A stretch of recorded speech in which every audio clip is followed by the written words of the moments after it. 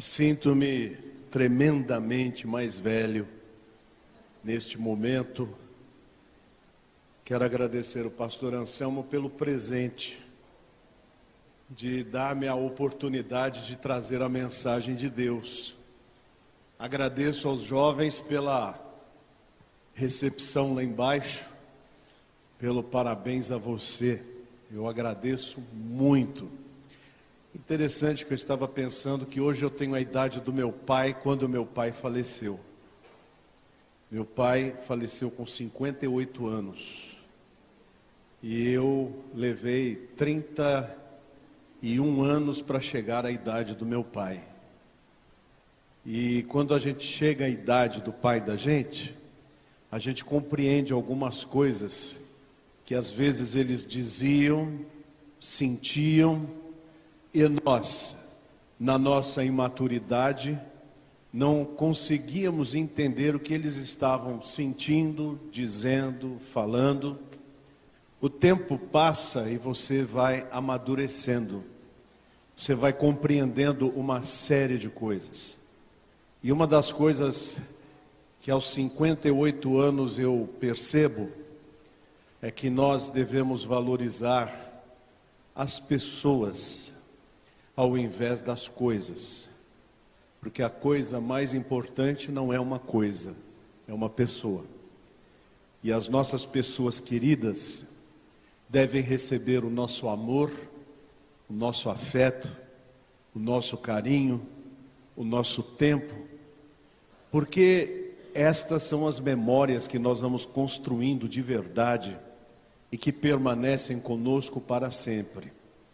São estas coisas que levaremos a nossa alma, se salva, irá para junto de Jesus, se perdida, irá para o inferno. E também as maravilhosas experiências que tivemos na presença de Deus, junto dos nossos amados e dos nossos queridos.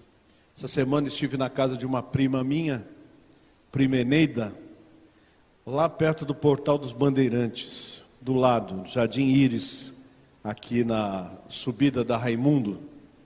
É incrível como que a mente da gente é. Fazia 50 anos que eu não ia lá. Não precisei de GPS. Subi, eu falei, porque está tudo diferente, né? Antigamente ali era um aterro, e ali tinha o Jardim Íris, que tinham construído. Alguém conhece o Jardim Íris aqui? Conhece, né? Então, a rua da minha prima, na frente era um aterro.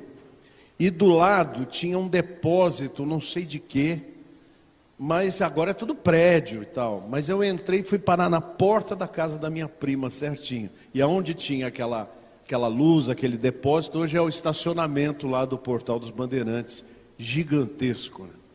E ali ela tinha uma caixa, um baú de fotografias antigas. E eu encontrei uma foto da minha mãe menina, que estava lá na Iroca, em Mendonça, no interior de São Paulo, junto com todas as irmãs dela. Aquilo dá uma emoção na gente. Eu tenho um tio que está com 80 anos, e eu tenho uma foto da minha mãe segurando meu tio no colo, bebezinho. Momentos que a gente tem na nossa vida, por isso, você que é pai, gaste o tempo necessário com seus filhos, porque esse tempo passa. Filhos, não troque os seus pais pelos seus amigos ou por ficar 5 horas no telefone celular. Fique com seus pais, porque um dia você irá procurá-los e não irá encontrá-los. Eles não estarão ali para você. Vamos viver com a graça de Deus este afeto e esse amor tão preciosos. E digo a vocês também, irmãos, aproveitem a vida com o pastor de vocês. Gastem tempo com o pastor e com sua família, porque são momentos preciosos e importantes e que não duram para sempre. Um dia as coisas mudam e aí nós vamos dizer, eu poderia ter mais tempo investido nisso, e não investir. Vamos investir tempo nestes relacionamentos. Que Deus nos abençoe. Amém. Mateus capítulo 28 é o primeiro texto. serão 2 nesta manhã, quando o pastor me deu a responsabilidade de dar início às falas desta campanha de arrecadação de recursos para missões nacionais. O primeiro texto é Mateus capítulo 28, podem ficar sentados mesmos. A partir do verso 18, Mateus 28, 18, diz assim: Jesus, aproximando-se, falou-lhes, dizendo: toda autoridade me foi dada no céu e na terra. Ide, portanto, fazei discípulos de todas as nações, batizando-os em nome do Pai, e do Filho, e do Espírito Santo, ensinando-os a guardar todas as coisas que vos tenho ordenado. E eis que estou convosco todos os dias, até a consumação dos séculos. E o segundo texto é Marcos capítulo 16. Marcos capítulo 16, a partir do verso 15. Serão só 2 versículos. Marcos 16, 15 e 16. Diz assim a palavra do Senhor: e disse-lhes: ide por todo o mundo e pregai o evangelho a toda criatura. Quem crer e for batizado será salvo, porém aquele que não crer será condenado. Enquanto estamos aqui, nesta manhã na escola bíblica dominical e no culto matinal, existem jovens que deixaram as suas universidades, deixaram as suas faculdades, deixaram as suas famílias, muitas delas abastadas, deixaram as suas igrejas e os seus compromissos, deixaram os seus empregos, muitas vezes de carreiras promissoras, para irem para o Pantanal Mato-Grossense, irem para cidades do sertão mineiro e nordestinos, irem para os pampas e as cidades do extremo sul do país, irem para o extremo norte, nas beiradas do rio Amazonas, do rio Tocantins, simplesmente porque sentiram no seu coração um chamado irrecusável do Espírito Santo para que fossem anunciar a salvação àqueles que ainda não tinham ouvido da palavra de Deus. Chega a ser estranho dizer, mas como pode haver alguém neste mundo cibernético com internet que não tenha ouvido falar de Jesus?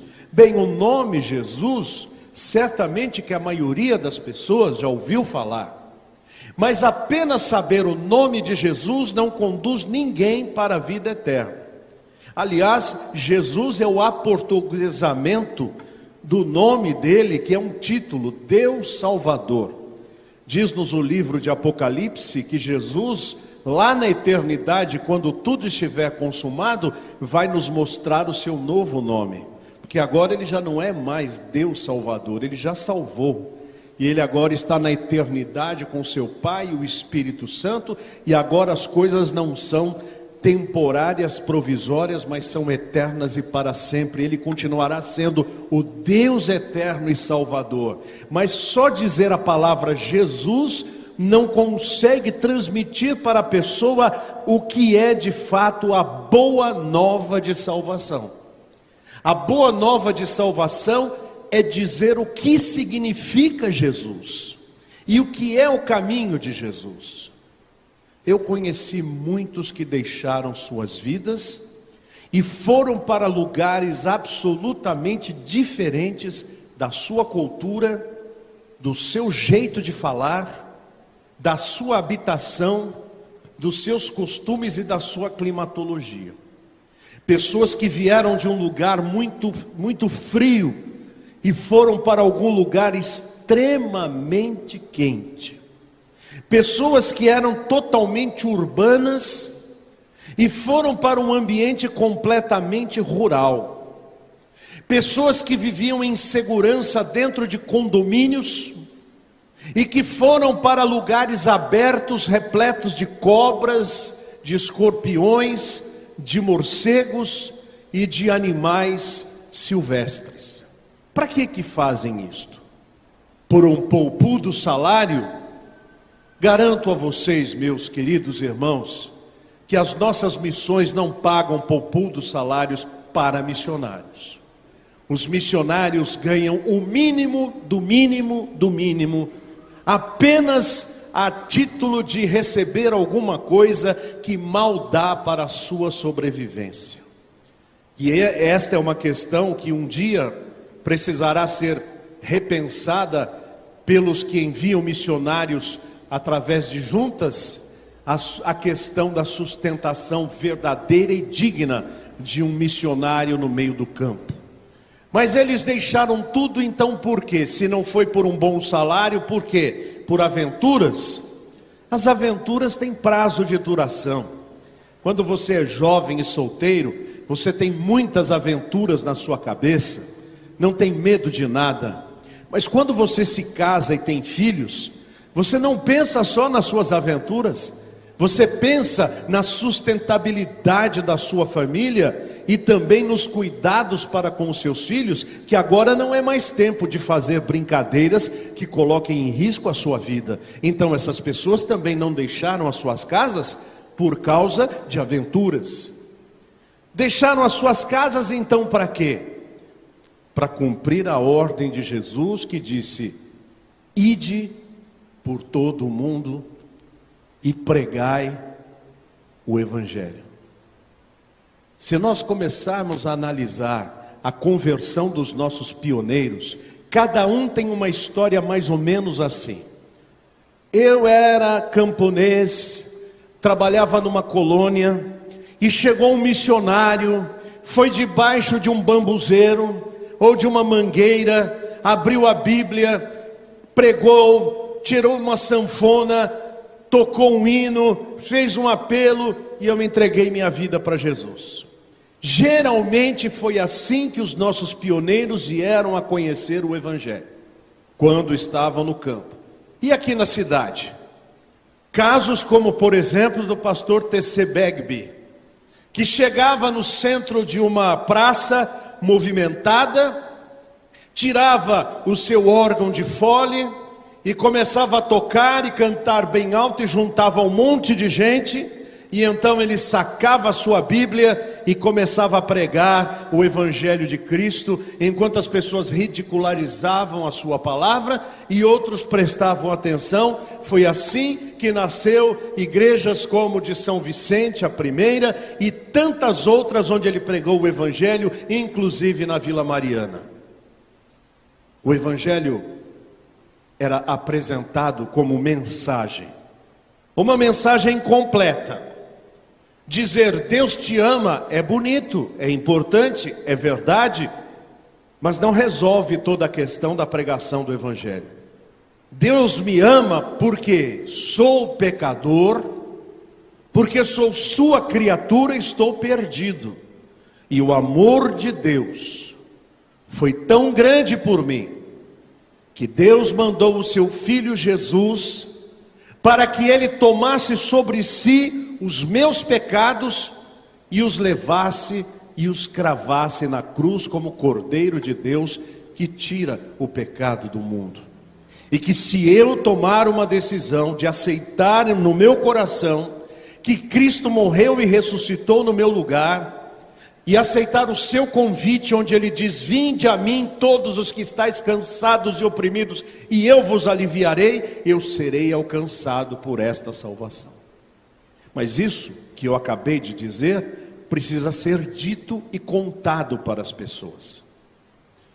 Eu passei um ano no interior de São Paulo, em Barbosa, E chegando lá, tomei conhecimento de um trabalho que era feito nas olarias. Havia várias olarias naquele tempo, há uns 15, 20 anos atrás. Hoje há muito menos. Mas naquele tempo, naquelas olarias, os crentes chegavam para o dono da olaria e pediam a permissão para poder sentar e contar as boas novas de salvação para aquelas pessoas tão simples, tão modestas, que moravam naquelas residências tão pequenas e tão carentes de ajuda. Aquelas pessoas ouviam o Evangelho, ouviam a palavra, recebiam uma Bíblia, oração, e aos poucos iam se convertendo, entregando o seu coração para Jesus. Quem eram esses missionários? Pessoas que aceitaram o desafio do ide de Jesus para ir e semear o Evangelho de Cristo.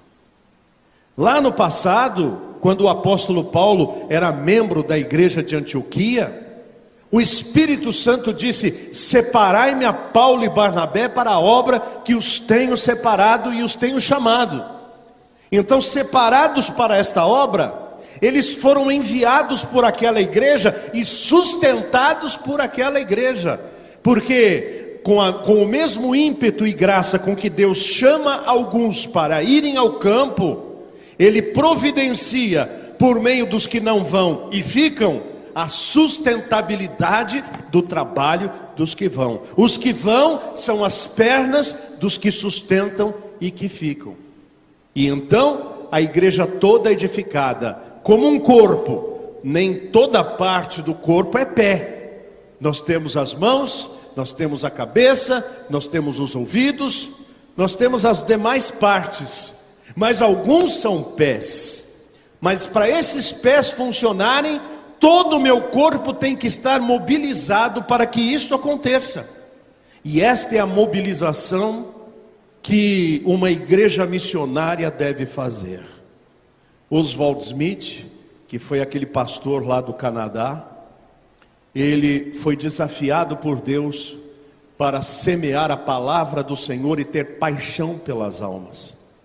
E ao longo do seu ministério, a sua igreja local, por amor às almas perdidas, fez o trabalho mais monumental de missões de uma igreja local dos tempos modernos, onde mais de 700 missionários foram sustentados por uma única igreja local, onde os que estavam aqui, vivendo na comodidade do Canadá, davam sustento para aqueles que iam para lugares muitas vezes inóspitos anunciar o Evangelho de Cristo.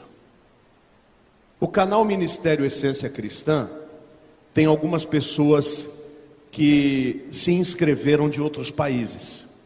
E um desses países é Moçambique. E um desses moçambicanos é um missionário que está lá, é de lá, fala a língua de lá e está lá. Ele me mandou algumas imagens do trabalho dele. Ele vai até a casa dos muçulmanos, senta, fala sobre Deus e sobre o Filho de Deus, Jesus Cristo, e come caranguejo com uma massa que é o chimó, e eles comem aquilo e ele partilha a fé. Quando ele está na sua cidade, ele cede a sua casa para pregar para os adolescentes muçulmanos, anunciando a palavra de salvação para eles. E um outro missionário de Moçambique, ele tem um trabalho com crianças, onde eles fazem 2 panelas, uma de comida mole e outra de comida dura, e aquelas 300 crianças, todas encardidas, aqueles pratos plásticos, e então eles fazem oração, eles cantam, e cada um recebe uma concha de um e uma concha de outro, e sentam e vão comer. Por que esses rapazes, essas moças, essas famílias decidiram gastar a sua vida desta forma? Porque ouviram o chamado: ide por todo o mundo e pregai o Evangelho a toda criatura. Alguns são pastores, mas nem todos são pastores. No meu caso, quando eu não era conhecedor da palavra de Deus, eu tive um encontro com o Evangelho por causa de um homem que era pastor e que era evangelista. E que, conquanto a igreja não tivesse o costume de fazer isto, e principalmente hoje praticamente quase nenhuma tem, de distribuir literatura, porque hoje nós estamos tão dependentes da mídia, dos celulares, que nós esquecemos que ainda existe papel impresso. E eu desafiei os jovens aqui da igreja para que cada um tenha a sua Bíblia em papel, e use a sua Bíblia em papel, e anote as coisas que Deus vai falando do seu coração em papel. O pastor Timofei estava com um maço de folhetos no meio da rua, coçando a cabeça, perguntando para si próprio se ele iria distribuir para o outro lado ou para o outro lado. E eu estava chegando do trabalho, eu era office boy. Então ele decidiu passar na minha rua, no meu quarteirão, e daquele encontro, e com a mensagem daquele folheto, Deus tocou meu coração. E em 3 dias, quando fui ao culto, Jesus salvou a minha alma do poder do pecado e me transportou para o reino do Filho do seu amor. Imagine se o pastor Timofei, naquela tarde, com o sol quente, ele que estava prestes a ir embora para o interior, não tinha mais nada que fazer na igreja, vamos dizer, humanamente falando, nada iria contar ponto, que ele já estava fora mesmo. Ele poderia pensar assim: não vou fazer mais nada, faltam 2 meses, eu vou embora e acabou. Não, ele saiu de tarde, catou um maço de folhetos e foi distribuí-los. Já pensou se 1 minuto antes ele está distribuindo e eu não cheguei ainda, ele vai aqui e diz assim: enjoei, deixa eu ir embora. Ele não me encontraria e eu não teria recebido a mensagem de salvação. Agora multipliquemos isto. Se cada um de nós tivéssemos a consciência de que somos as mãos do Senhor para levar o Evangelho para as pessoas que não têm. Alguns de nós não sabem contar o plano de salvação da forma com que gostaríamos de contar. Por isso existe literatura que faz isso no nosso lugar. Mas nós podemos entregá-la.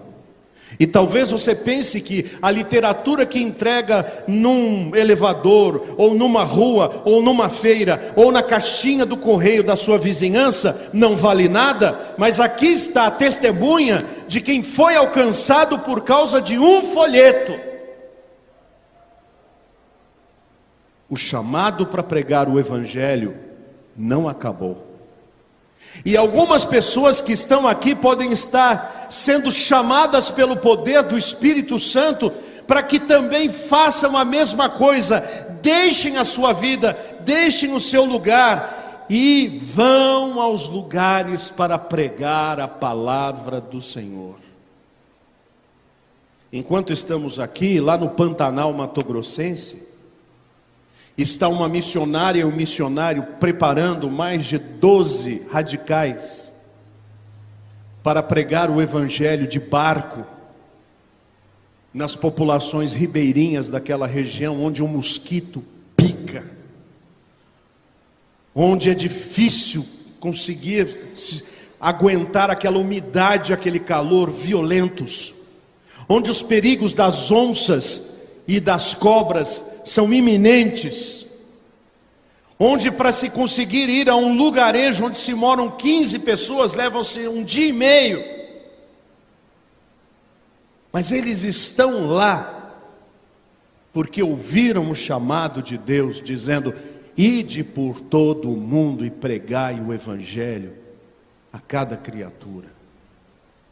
Talvez você não vá onde eles estão indo, talvez você não consiga ter a mobilidade, já não tem nem a idade, a condição física para fazê-lo, mas você pode ser o sustento que vai fazer com que ele não tenha falta de pão, nem falta de água, nem de cama, nem de transporte, nem de remédio, e nem da dignidade humana.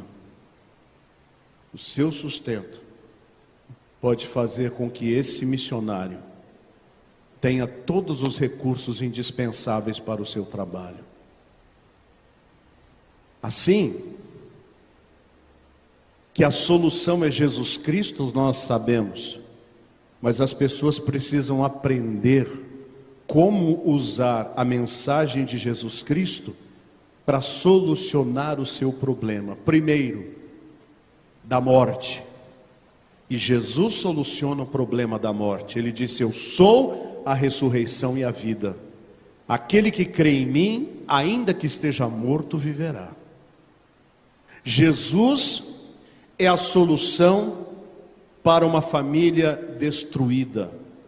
Porque quando nós convidamos Jesus para ser o Senhor do nosso lar, e nos submetemos ao formato de família que Ele idealizou, e a consciência de que devemos apresentar um ao outro diante do Senhor, as nossas famílias podem ser restauradas pelo poder de Deus.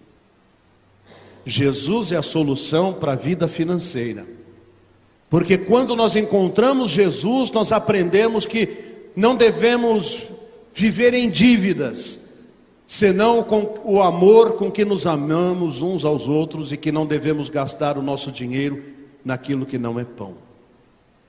Jesus é a solução para a depressão, porque quando nós encontramos Jesus Cristo, Ele preenche o vazio que está no nosso coração, e Ele diz: não vos deixarei órfãos. E também é a solução para a solidão, pois Ele disse: eis que estou convosco todos os dias, até a consumação dos séculos. Jesus também é a solução para a ignorância cultural. Fui criado aos pés de Sebastião Emerick, do qual já falei muitas vezes, e que morreu nos seus 93 anos, depois de ler 323 vezes a Bíblia. Um homem que nunca frequentou um curso, um homem que aprendeu a ler na Bíblia. Ele perguntava para um, para outro: o que é isso aqui?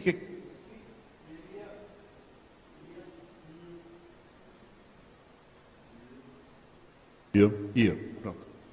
E ele ia montando as palavras. Chamava Exodo no passado, aí aprendeu que era Êxodo. Paulo, depois aprendeu que era Paulo. Galatas, depois aprendeu que era Gálatas. E ele se tornou tão sábio nas Escrituras, e com uma fala tão boa. Conheceu ele? Ele era o vice-presidente de Sumarezinho. Um dia o Dr. Russell Shedd foi pregar em Sumarezinho, a convite do pastor, e foi falar de um assunto muito simples: predestinação e livre-arbítrio. De repente, na hora das perguntas, se levanta Sebastião e começa a discutir a teologia com o Dr. Shedd no nível. E o Dr. Shedd chama lá um secretário e diz assim: quem que é esse senhor aí? É o vice-presidente aqui. Mas ele estudou em qual instituição? Ele é analfabeto. E o Dr. Shedd falou: olha, raramente eu vi alguém que sabe tanto a palavra de Deus como esse homem. Olha que coisa linda.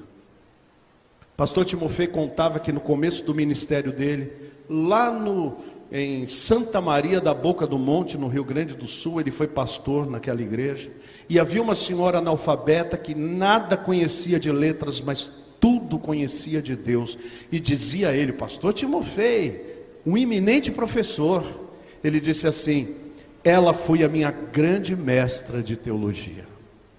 Jesus é a solução até para a falta de cultura, para a falta de alfabetização, porque Ele gera em nós o desejo de aprender e aprender mais. Jesus é a solução para os problemas morais, porque quando nós encontramos Jesus, Ele conserta a nossa vida moral. Se éramos adúlteros, paramos com o adultério. Se éramos fornicários, paramos com a fornicação. Se não tínhamos uma posição sexual definida, bíblica, Ele muda o nosso conceito, porque onde Jesus vem, Ele transforma.